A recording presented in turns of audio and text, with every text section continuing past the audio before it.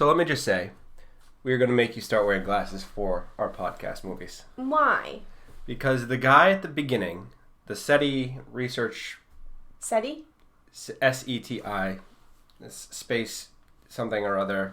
The guy in the robe. The guy in the robe was not Jeff Goldblum. He looked like him. I just didn't account for the age. I don't know why you're harping on this. Because he's not that person. He looked like him. I will give you a slight similarity. He was the guy from a bunch of other movies, like The Mummy, I believe. His name was Eric. That's what I know. Something. But regardless, it looked like him, and it's not my fault that I cannot always account for age when I watch these movies. I forget what time when they were made. I just forget. Regardless, he looked semi close to Jeff Goldblum now, and this movie came out 20 years ago. I'm doing a side-by-side and a poll, and I'm going to prove you wrong. Good because luck. I need to. Good luck. That's rude. All I'll say is remember that the person you're voting against didn't like Big Trouble in Little China. Stop that. That's cheating. What? It's helping my cause. That's no, all it's it is. cheating. No, it's incentivizing. It's cheating. Anyways, what movie are we doing this week? This week, we had to do Independence Day because it's July 4th. And it's kind of an unwritten rule that we have that we try to do something topical. We could have done the sequel. We could have, but this is a classic. Fair, and the sequel doesn't have Will Smith, so... So I refuse to watch it without Will Smith. I still have not seen the sequel to this I have not either. No. But, anyways, okay, so... Well, the movie was made in 1996. Made in 1996. It was basically Will Smith's breakout movie. I mean, he did have other things before that. Obviously, he was on Fresh Prince of Bel-Air, and he played more comedic type things before this. But I think he played a few serious roles, nothing huge. This was his role. Also, Jeff Goldblum became the gold standard back then in the 90s. So this was his breakout too? Because I didn't realize that. No, this is his second huge movie. Oh, Jurassic Park was before this, right? It was just before this. And they both... Well, Jurassic Park set the record for fastest to 100 million. And then fastest to 200 million. And then this movie broke that. I was going to say, I read that this was like the fastest to 100 million. Well, somewhere. So this movie broke that record previously held by Jurassic Park, which also has Jeff Goldblum. So... I liked him in this movie. I know I said before he's not my favorite person, but I actually really liked him in this movie. Well, remember, though, that the movies... What kind of monster doesn't like Jeff Goldblum? No, I don't mean like I don't like him. It's just like I don't watch a movie because Jeff Goldblum's in it. Like, it's not like I don't like him as a person or anything. It's just... He does good movies. He's just... to me. He does good movies. Well, he does. And I'm seeing that in this. So, although Will Smith was still my favorite in this because I love Will Smith. I do think that Will Smith, a lot of the part in this movie, carried the movie. Well, yeah. I mean... He's awesome. He was just the right combination of serious and funny. And I really wonder if this role made him, like, a choice for Men in Black. Because I saw a lot of, like, oh, okay, I could totally see him, like, because of this. Or, like, his talking, you remember when he dragged the alien across and he's like talking about like, oh, like what does that smell and whatever, and he's like making these jokes about the alien. Yeah. It reminded me of like things he would say in Men in Black to the aliens and stuff. Right. And that was also an improvised line by Will Smith. Yeah, I read something about that, but it was too like you know what I'm trying to say? It's like geographical? Geological? Oh, yes. So the Bonneville Salt Flats, where that was filmed, and the salt comes from, I guess, dead sea life that was in Utah at one point. There's no sea life in Utah anymore, obviously, because it's Utah. And apparently they smell really bad when the wind goes. Dead things smell bad? Oh, wow. Oh. No, I'm so fascinated. Thank you, Bill Nye. Anyway, thanks for that. So apparently no one told Will Smith that, and it was a horrible, horrible smell, and he just screamed it out of frustration, I guess. Well, hey, I mean, he made it, like, work for the movie, so whatever works, dude. I mean, alien, dead shrimp, same. Well, and the alien was, like hurt in some way, so he probably also, like, in the movie, like, the character himself wouldn't know, like, do they excrete something when they're in pain? Like, you wouldn't know. So, I mean, it makes sense for the movie. Yeah. they were covered in KY jelly, so they were slimy. So it's probably some kind of gross smelling something.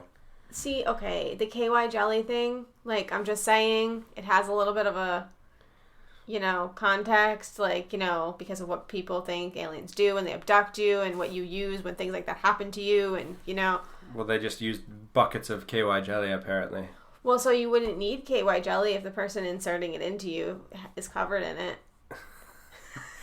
That does it for the explicit nature of our podcast. Yeah, that's good.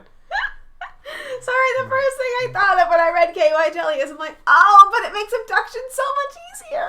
It doesn't make abduction so much easier. It makes weird, freaky alien sex easier. But they put their probe in you and they're covered in KY jelly, so it's already gonna be Oh my god! I just you didn't think that the minute you read it? No. Oh, I thought it was just kind of. I was thinking that seems terribly inconvenient to have to cover an alien in KY jelly every few minutes because it dries out. Oh, I was thinking, well, that's easy lube. I mean, great. They don't need to even carry it with them. Jesus. So, I've learned something that I didn't know. Well, wait a second. How about you give a brief synopsis of the movie before we keep going off on tangents? All right. So, brief synopsis of the movie. Most people have seen this movie. I mean, come on. Who hasn't seen Independence Day? Anyway, it's about aliens that come to Earth to fuck with our shit. Oh, okay. We're just going for it. Got it. You already said the tone. So, we've talked about aliens and KY jelly. So, it's already a ship long since passed. Aliens come to fuck with our shit. Jeff Goldblum and Will Smith and the president, Bill Pullman, decide that America and the rest of the world needs to stand up and fight and not die. And then we spend the movie trying to figure out how to do that. And then Jeff Goldblum, computer genius, figures it out. And they kill all the aliens. Spoilers. Okay, now you may go on your tangent. Thank you. So I didn't realize that you could get sunburned through long pants. Oh, I read that and I'm like, dude, my legs would then fall off. Because what would I do? How do I ward against this? Sunscreen? I'm like the whitest person ever. Yes, we are both very, very pale. Like, I can't even go outside without getting a sunburn in like 10 minutes. I know. So we would go there and our legs would fall off. Well, we're not going there. Oh. We're making it a rule that we're not going there. Wait, so that was Salt Lake City? The Bonneville Salt Flats in Utah. Oh, yeah. I don't have any desire to go there. Well, it's where the land speed record was set. Oh.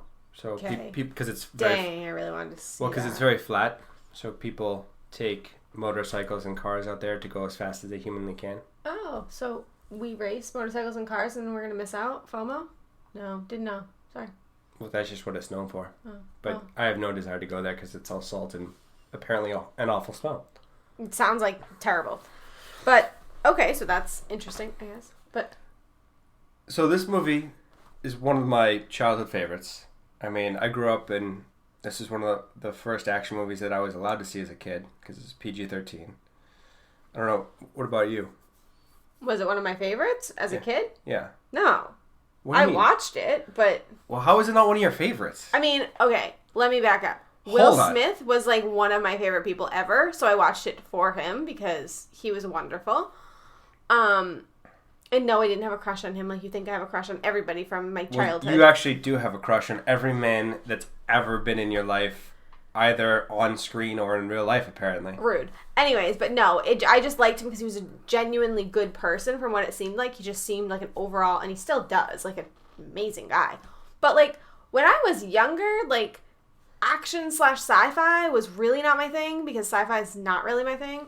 But as I got older, like, I can appreciate more, like, of, the Area 51 stuff and, like, the binary code, like, all of that. Like, that's interesting to me now, but back then I didn't understand what the heck that stuff was. So to me, it was just, like, sci-fi, and I'm not really a big sci-fi person. It's one of my all-time favorite movies. It's great.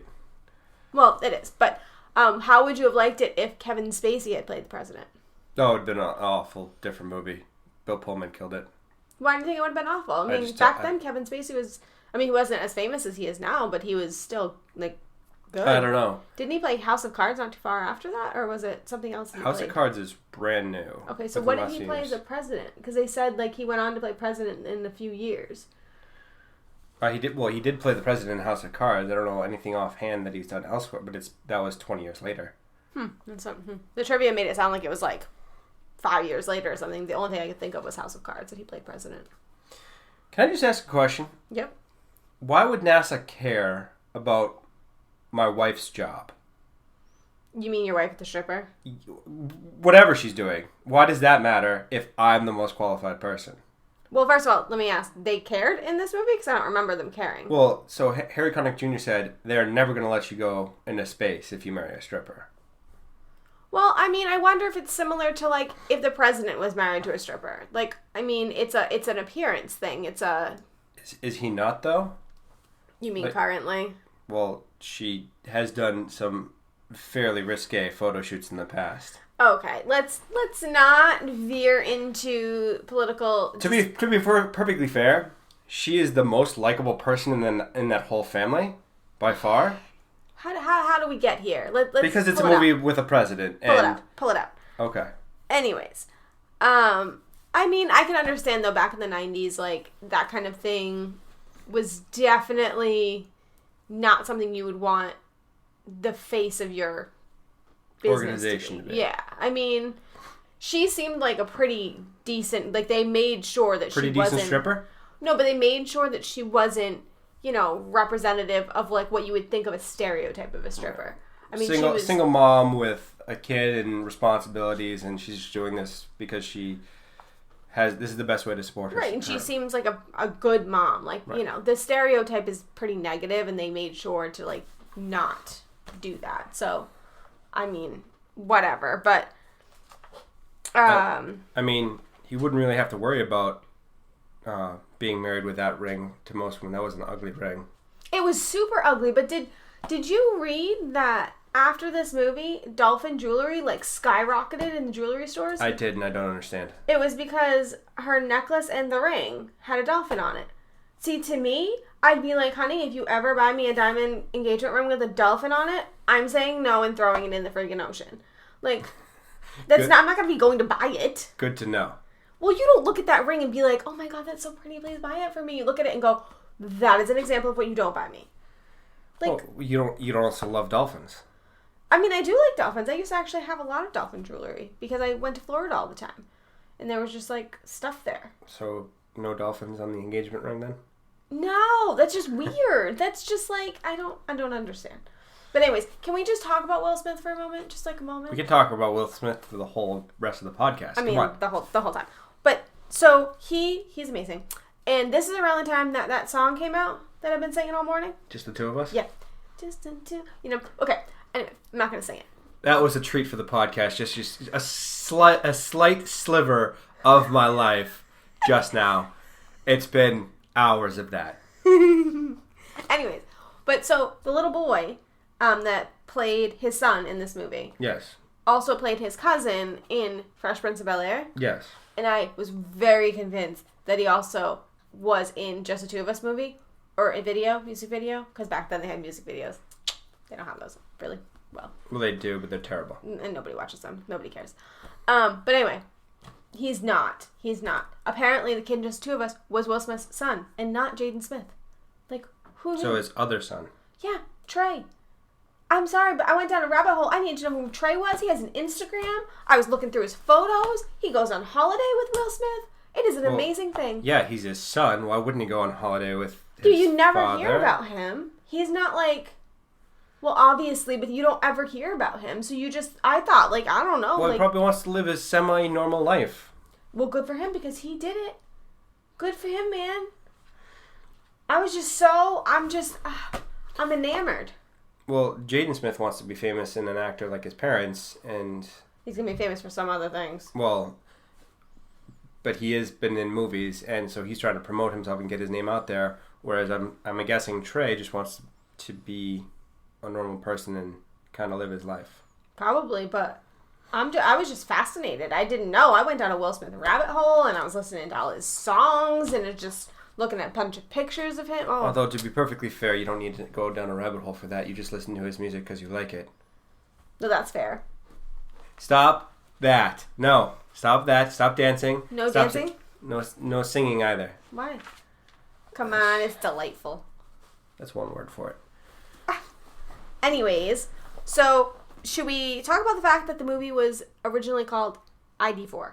Sure. Because I want to know why.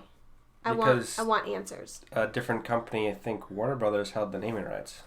Okay, fair, but For Independence Day. So if you can't use the name, you can't call it Independence Day. you use an acronym that doesn't make sense? Independence 4? Independence Day, the 4th. I don't have an answer. I don't know what it is. Independence Day the 4th? The 4th? July the 4th? This is very confusing. I don't know. I didn't name the movie that. Well, they said they also almost named it Doomsday, which I didn't really like. They wanted to release it on Memorial Day rather than July 4th. Ooh, that would have been... They released it on July 2nd because that was when it started in the movie? I guess so. But then Will Smith's newspaper in the beginning says August. So... It does? Supposedly. Oh, I didn't catch that. I read that in the goofs section. Oh, I did not read that. So apparently the newspaper says August when he's reading it, and then it's supposed to be July 2nd, not August. Oh, I did not realize that. All right, so is there any things at the beginning of the movie you wanted to talk about before we... No. The only thing I can think of to talk about is the actress that you confused for Channing Stockard. Not the Jeff Goldblum's ex-wife, now wife again. Yeah, that was weird. That was weird, but okay. Okay, no. Let me explain. I did not confuse her for Channing Stockard. What I confused her for was the mother in The Good Wife that I did not know was Channing Stockard, who I did not know was Rizzo. So you confused the person in this movie, Jeff Goldblum's love interest, for Rizzo. Without knowing I was confusing it with Rizzo. I had no idea that The Good Wife, Alicia, her mom in The Good Wife, was Rizzo. I did not know. Well, I've never seen that show. That was a rabbit hole I did not mean to go down. Well, the only thing I know her from is The West Wing, because she's in The West Wing. And you knew she was Rizzo? I did not know she was Rizzo. Okay, and did you know she was in her 70s? I did not know that until I looked it up. No. Okay. Specifically to bring this up and bring it to our podcast listeners' attention. So I confuse people sometimes. What do yes, you want twice from me? in this movie so far. Because I try to relate why things look familiar to me. Like, for example, Mae Whitman is in this movie. She is. I didn't confuse her with anybody. I just knew I had recognized her, and I wanted to know who she was. She was like 4 in this movie. Okay, Not well, really, she was but older than 4. She was a child. She was a child, and she was adorable. Well, right. She's still adorable. Both of the kids in this movie are adorable. Well, fair, but the other kid we'd seen as a kid previously. I don't think I've actually seen him as an adult. I don't think I have either, honestly. I have no idea. Right, so he looked what I would have expected him to look like, where she was like, wait, what? What? Who is that? She looks so familiar, and it's Mae Whitman. Can we just say that the president was awesome in this movie? Bill Pullman? Yeah. Is he in other things? Because he looks familiar, but... He is in other things. I can't think of something off the top of my head, but I know I've seen him in other movies. Well, he was really good, but I recognized him, and it bothered me, like, the whole movie. Because I'm like... Well, we'll have to look it up after the podcast is over to find out what he's in. Best fake president speech ever. Throwing that out there. Like, just to compare it to other fake presidents. Okay, what other fake president speeches can you think of offhand? Morgan Freeman has a good one. If I remember correctly. Something is better than Morgan Freeman? Everything Morgan Freeman done is gold. Well, he was talking about rebuilding after an asteroid hit in, I think, Deep Impact. Okay. And he's rebuilding on the steps of the shattered Capitol, if I remember correctly, at the end of that movie.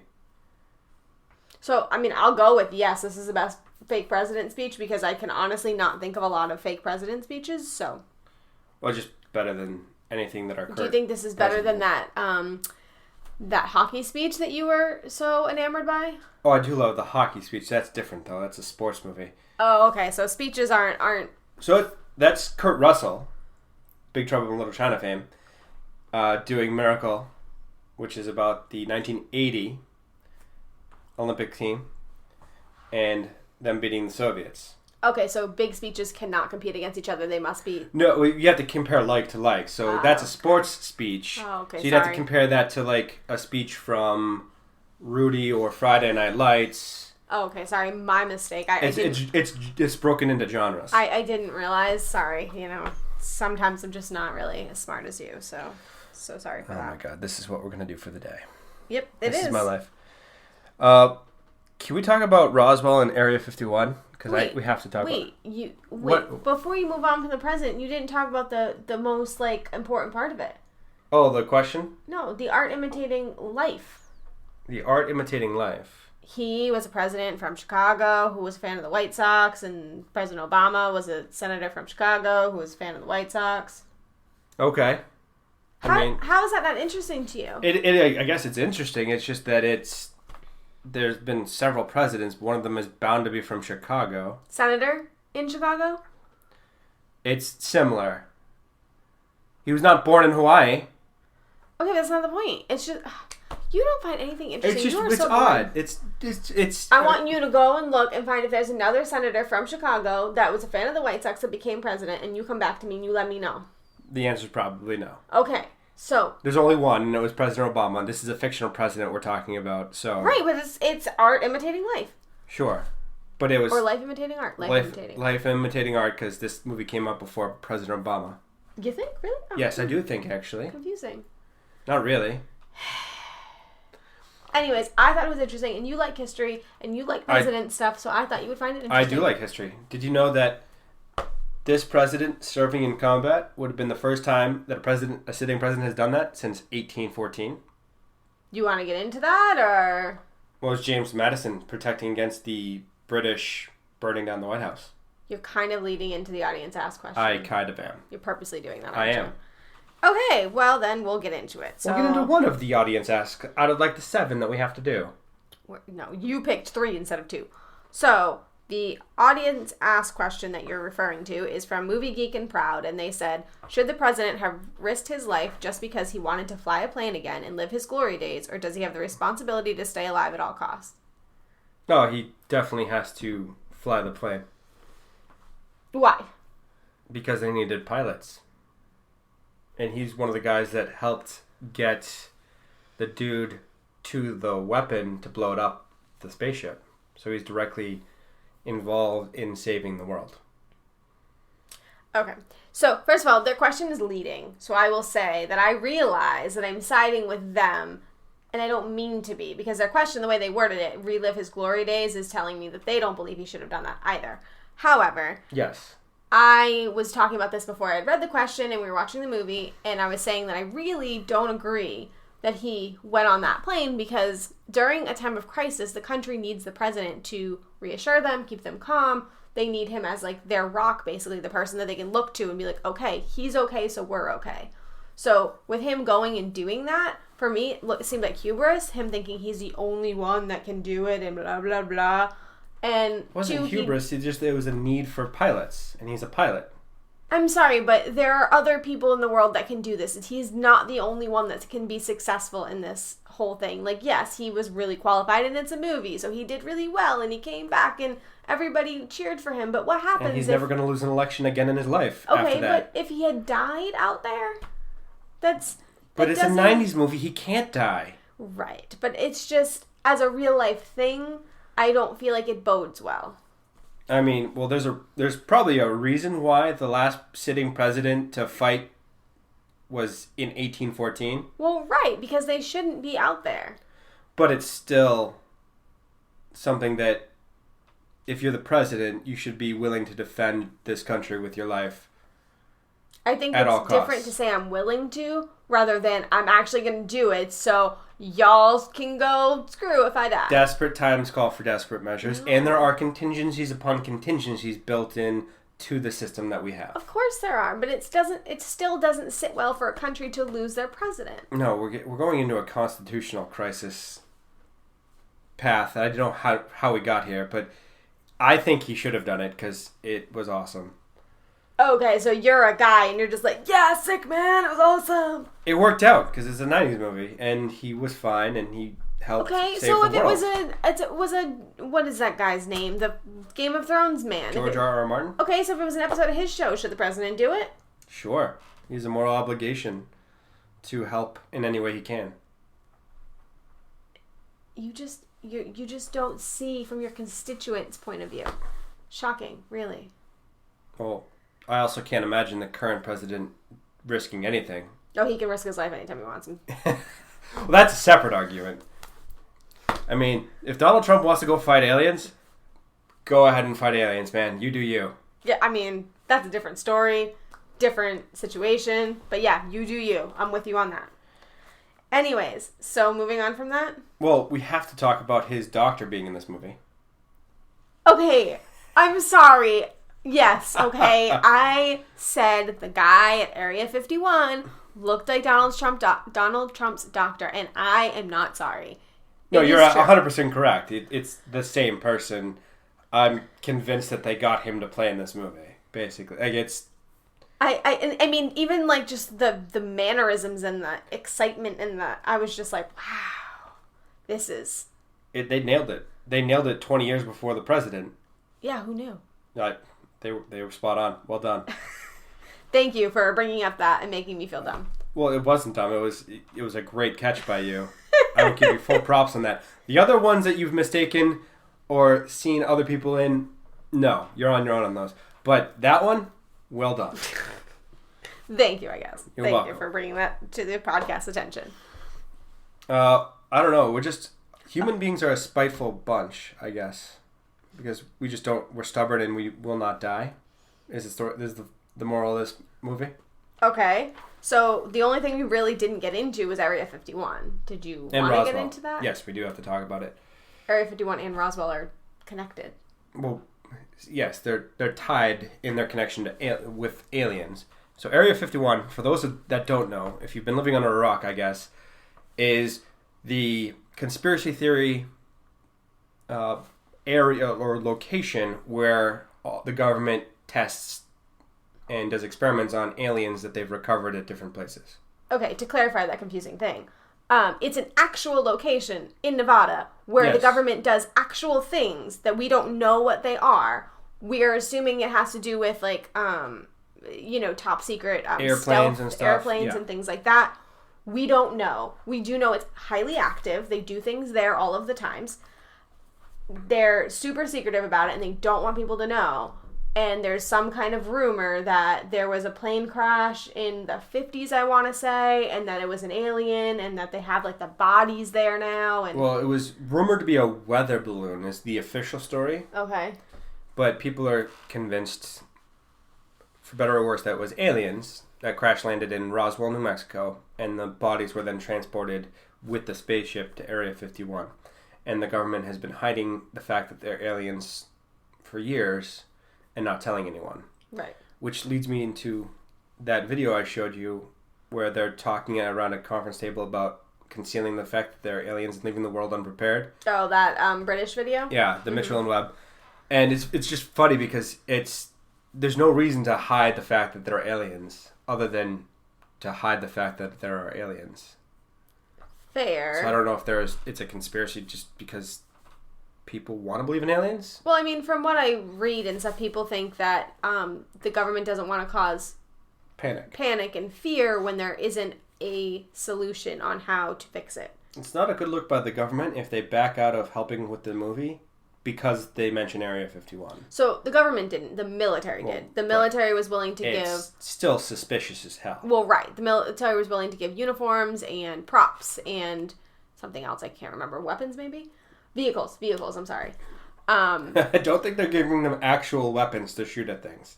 No, it was so things looked Real. the part. Yeah. But they backed out when they realized that Area 51 was a main part of it. And people are saying they backed out, well, because it's fake, but it's a movie. And you know that the storyline is going to be fake. So why do you care again?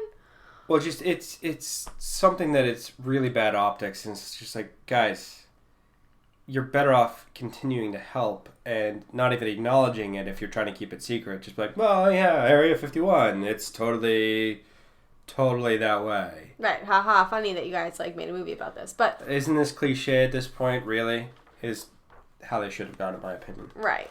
But a big part of why Area 51 is what it is, like the big conspiracy theory now, is because of Bob Lazar in 1989, who said that he worked there and that he claimed that he'd seen aliens, and he himself personally helped reverse engineer alien aircrafts while working there at the Area 51 base, and was actually transferred to another base nearby that is where the secret stuff is done, called S4. So he has a website. I have not heard about any of this. Oh. Well, he has like a whole website that goes into detail, like explaining like how things work, like how like different pieces of this alien spacecraft works, and he has like pictures of the aliens and like their bodies, and like I looked at his whole website. He apparently has a movie coming out called Encounter. He's actually in movies. He was a cameo in Old School. I don't really understand. But does he have any realistic pictures? So, I mean, no, not really. It's more like models and mock-ups and things like that. Obviously, there's big controversy because he said he went to MIT and some other school, and there's no indication that he actually went, and he claims that it's because government expunged records, right? Just to right. So that's what he claims. So it's there's a lot of inconsistencies. A lot of crazy people have gone to MIT. But the thing is, why would he do that is the big question. Like, why would he make this up? Because he's not making money off of it. He's crazy. Well, okay, he's crazy, but, like, why? So, I mean, I don't have an answer. I don't know why he would do this. But he's still purporting the same story. Maybe he was part of the MK Ultra experiment at MIT. I don't know what that is.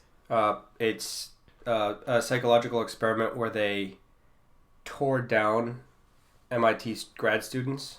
Like, they broke them down fundamentally. Oh. Like their psyche. And then they tried to put them back together. Oh. And one of the results was the Unabomber, Ted Kaczynski. Okay, Like, he went crazy and started blowing people up. Oh, well, okay, so... And it's the government's fault. Experiment went bad. Yes, horribly bad. Maybe he did go to MIT and that was part of his classes. Okay, so let's end this on a more happier. Well, we have a couple more audience asks though. Yeah, and I just realized it's not going to turn happy, but not going to turn happy. Nope. No. So we'll start with this one from Sidekick Showdown. If you were conducting an alien invasion, which building would you destroy to make a statement? I mean, the White House is a pretty good choice. It's pretty solid, although right now I don't know what kind of statement it would make. Currently, I have less attachment to the people in the White House than I have previously. And it would also be like, was it an alien? Where did it come from? Right. How upset am I? Aliens, quote unquote. Right. I'm behind it. Yeah, I saw it too. It's totally aliens. I saw the UFO. You're right. Not just right. So, anything else. Anyways. Statue of Liberty. Okay. Jumped out. Golden Gate Bridge.